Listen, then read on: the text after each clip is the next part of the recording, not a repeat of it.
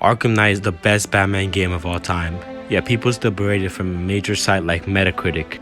And I understand why. It was once one of the most hated Arkham games of all time. And even though the reception has gotten better, people still don't give it the respect it deserves.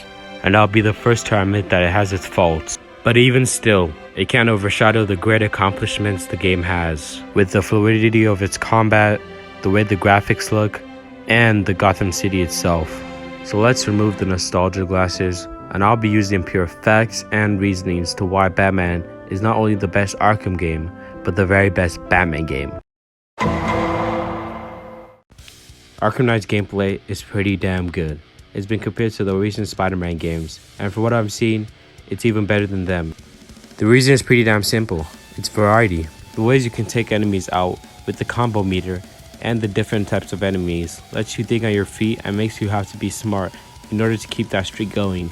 Along with that, it's more than just hand-to-hand combat.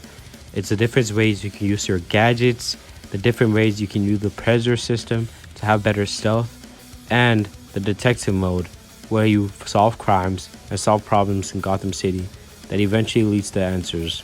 And speaking of the gameplay, I'm going to talk about the gameplay of the other Arkham games. Arkham Asylum has repetitive combat, which there are not many enemy types, and I guess I can forgive them for this, since it was pretty much their first try.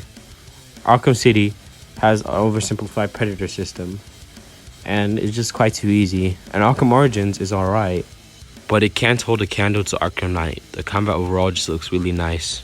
And speaking of things looking really nice, we got the graphics. It's already known as having the best graphics in the series, with highly detailed character models, the details like raindrops glistening on Batman's suit, the cinematic cutscenes that blend into the gameplay, and just the way it looks overall. The graphics are top tier and just looks unmatched compared to any other Arkham game. In my opinion, it's pretty awesome the way the graphics has evolved over the years, which makes the open world look even better. And speaking of open world, Gotham City.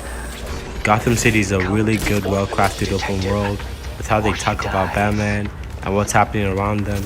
Like, for example, Man-Bat. Did I get y'all? No? Screw y'all too then. Or when the thugs on the street start seeing ninjas from Rishago. Overall, constantly feels alive. Things are always happening, and it's always being interesting. And it's all because of a thing I call side quests.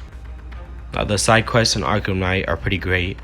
They make the city feel more alive. For example, Azra has a burning bat symbol, and after to tell you about it, there are also a lot of main villains like Deathstroke, Two-Face, Penguin, Firefly.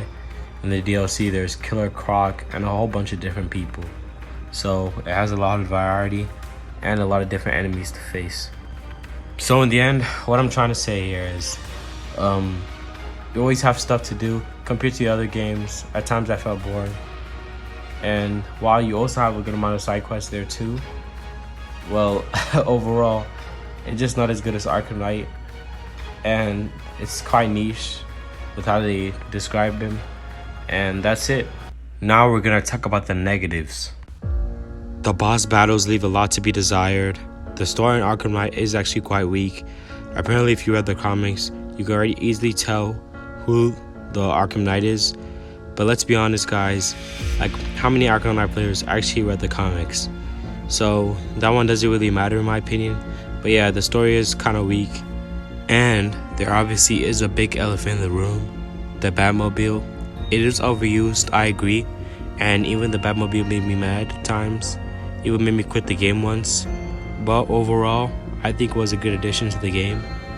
Because when you read the comics and you see a lot about the Batmobile, it's like a tank thing. It's very rough and it drives like very rugged. So I think they did it good, and people have been asking for a Batmobile for a long time. So I think they did pretty well overall. And that's all for the negatives. Of course, I could have added more negatives and positives, but overall, those are the main negatives. And the Batmobile, while it has its problems, I believe it was a good addition. The storytelling, I mean, come on. Most people didn't read the comics, so I don't think it's that big of a deal. Overall, I think they did pretty good, and the positives outweigh the negatives with how fluid the combat looks how good the game looks and its character models, how Gotham operates and runs, and the side missions.